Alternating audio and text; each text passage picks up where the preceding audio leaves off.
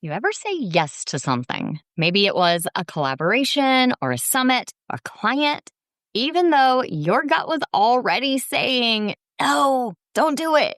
Yeah, I've done it more than once, and I'm sure you have too. And here's the thing, I have learned that it never ends well. So today I am sharing some real life examples of when I ignored my gut instincts in business, why we do this to ourselves, and most importantly, how to stop saying yes when deep down you know your gut is telling you no. Because let me tell you, protecting your yeses is one of the most important things that you can do for your business. Are you a digital product or course creator selling on platforms like Teachers Pay Teachers, Etsy, or your own website? Ready to grow your business, but not into the kind of constant hustle that leads straight to burnout? Then you're in the right place. Welcome to The Savvy Seller. I'm Kristen Doyle, and I'm here to give you no-fluff tools and strategies that move the needle for your business without burning you out in the process. Things like SEO, no-stress marketing, email list building, automations, and so much more. Let's get started, y'all. So when I think back on all of the times that I have said yes when I should have said no, it all kind of boils down to the logic makes sense, even though my gut says no, and I ignore my gut and I say yes anyway. Maybe I don't want to miss out on something. I've got a little FOMO, or I feel like logically, maybe this is a good move for my business. Maybe my sales have been down and I'm hoping this will be the boost that I need.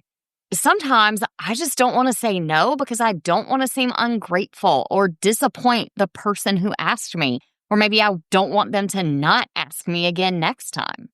You know, I've had a lot of situations where the reason I said yes is because I was people pleasing and I didn't want to disappoint somebody. And what I've learned lately is that if I just say, this sounds like a great opportunity, but it's not the right choice for me right now. And maybe you tell them why, maybe you don't, depends on what the reasoning is. But if I say, not a good choice for me right now, but hey, definitely ask me next time. Most people are really receptive to that and they really appreciate it. They appreciate you saying no to something you can't really support the way that you need to, or that maybe it'll be a stretch, a reach for you to get something done. They appreciate you being honest about that. On the flip side, I have definitely participated in lots of things where I should have said no. I have participated in summits where the process was kind of a mess and the expectations weren't clear. Maybe there was not good communication about what we needed to do to promote or where to turn things in or when things are due. There just wasn't a good solid plan in place. And that made it a difficult thing for me to participate in, because then I am left scrambling at the last minute when I realize something is due that I didn't know was due because there just wasn't a good solid plan and good communication in place.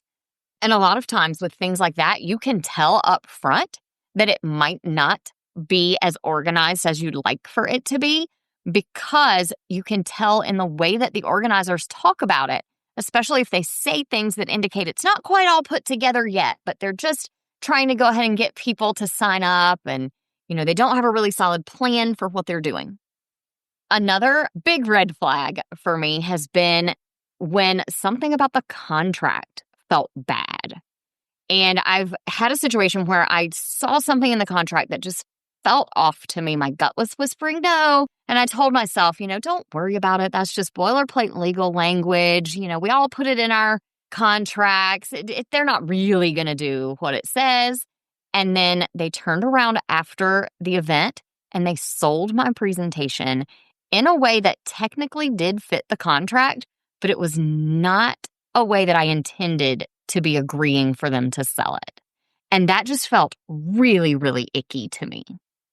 I've also participated in some promos where I ended up accidentally breaking trust with my audience. Maybe my audience got treated like a giant list of people to pitch to, or the organizers weren't really delivering on the thing they sold at the end of the collaborative event.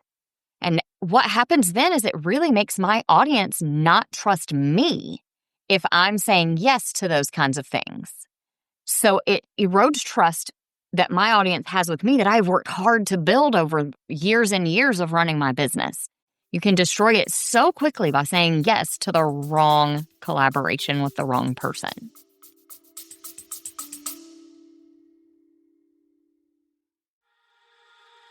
Hey, can I ask you something? Do you ever feel like you need to be doing all the things to grow your digital product business? Like you should be creating more products and working on your website and blogging and setting up funnels and coming up with marketing plans. It's exhausting, right? Here's the thing. Yes, all those pieces are important and they do work together, but you do not need to tackle them all at once. In fact, you won't get anywhere with funnels if your offers aren't ready to sell yet. And there's no point in driving traffic to a website that doesn't convert visitors into buyers. So, where should you actually focus right now? I created the Savvy Seller Quiz to help you figure it out. Just answer 13 quick multiple choice questions and I'll tell you exactly what you need to be focused on to actually move your business forward. No more spinning your wheels and wondering what to work on next. Just go to savvyquiz.com, that's SAVVY quiz.com, to get some clarity on your next steps to grow your business. Trust me, it feels so good to know exactly where you should be putting your energy.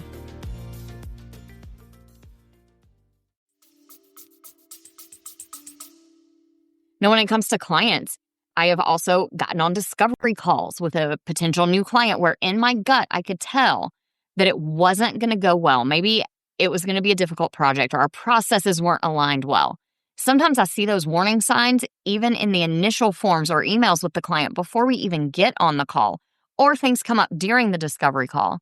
And instead of saying no, when I know deep down I should, I try to find a way to make things work because I don't want to disappoint the client who's maybe excited about working with me. Anytime that I don't fully vet someone or I go against my normal processes because it felt urgent or maybe I was excited about it, anytime that happens, I end up on the back end of it with a difficult project or a client that just wasn't a good fit. And chances are then they aren't having a good experience working with me any more than I'm having a good experience working with them. So I have learned that if my gut says no, it's a no. Even if my brain is trying to talk me out of it, even if there are logical reasons that I probably should think about saying yes. If my gut says no, it's a no. Now, you can say no gracefully to something that's not a good fit and still keep that relationship in a really good place. Like I shared earlier, sometimes the no is a no because it's just not the right time for me. Maybe you're too busy with other things. Maybe you've got other promos going on at the same time. You don't want to overwhelm your email list or your audience with tons of promotional things all at once. If that's the case, the magic phrase for you is, this isn't a good fit for me right now, but please ask me again next time. That way you're indicating to people that you are interested, but just not right now. Now, other times, you might need to say no because it's not a good fit and you don't want them to ask next time. And so in that case, then you're going to leave off the last half of that and just say, thank you so much for asking. I feel honored that you reached out to me, but this just isn't a good fit for me or for my audience right now. Keep in mind what's really at stake when we say yes. I have heard from someone, and I can't remember who it is to give them credit now, but I have heard before that every yes we say is a no to something else. So with keeping that in mind, we need to really protect those yeses and make sure that when we say yes, it is a wholehearted yes to the right things and not a yes where deep down you're feeling like maybe this isn't really the right choice. So here's what you need to do. If you have had trouble with setting those boundaries and saying yes to the wrong things, go ahead now and set some clear boundaries. The reason you want to do it now is because it's so much easier to set those boundaries right now while you've just been listening to me talk about some of my mistakes. Maybe it brought up some that you've made before, and you're not actually in a situation where you need to say no. So if your situation is needing to set boundaries with clients, saying no to clients who aren't a good fit, then create some pre-qualifying kind of questions that you're either going to ask in a form or on a call and set that boundary with yourself. If this doesn't look right to me, then I'm going to cancel the call. Or if it's on the call, I'm going to say, I just don't think that we are the right fit to work together. If it doesn't feel right from the very beginning, when you first get that initial lead form or they first book the call, go ahead and cancel the call before you even get on. Because if you're like me, it's a whole lot harder to say no to somebody face-to-face on a call than it is in an email where you can think through what you're going to say and maybe even build up the courage to send that no email. When it comes to things that you're invited to do, whether it's a summit or a collaborative sale or whatever, a bundle promo, be slower to say yes. Go ahead and set the intention now that the next time somebody reaches out to you about an opportunity for your business, that you are not going to say yes right away, that you are going to read their message and you're going to reply back with something like, let me think about it and get back to you. Or let me go check my calendar. This gives you some extra time before you have to actually respond to that invitation. It really is okay to kind of sit with that invitation for a little while. Think about that FOMO, that fear of missing out. Sit in that and just let the invitation hang for a little bit while you think about whether it's the right choice or not. In fact, I've even had to do that in my personal life. Not too long ago, my family got invited to something and my initial gut reaction was, yes, let's do it. That sounds fun. But the more I thought about it, the more I realized this isn't the right choice for our family right now. We need to say no to this so that we can say yes to some other things. And because I didn't immediately respond with the yes, because I took some time, because I said, let me check our calendar, let me talk to the family, I was able to have the time to think about it and come back and say no to the thing I really needed to say no to so that we could say yes to some better stuff down the road. Here's the bottom line. If something feels off, if it just doesn't feel good in your gut, you don't owe anyone a yes. No matter how exciting or promising or flattering it is, if your gut is saying no, then you need to listen to it. It's probably trying to save you time or energy or a whole big mess of cleanup later on down the road. Now, inside the Savvy Seller Collective, we talk a lot about boundaries and how to evaluate opportunities and make smart business decisions that actually serve your business instead of draining it and leaving you with those regrets from saying no. So if you are ready to join a group of people who are working on building a business that feels good and is successful, then I would love for you to come join us at kristendoyle.co/collective. I'll talk to you soon. If you loved today's episode and want more where that came from, check out my everything page. It's your one-stop shop for all things savvy selling. From free resources and templates to full courses and coaching, you'll find everything I offer to help your business shine in one handy place.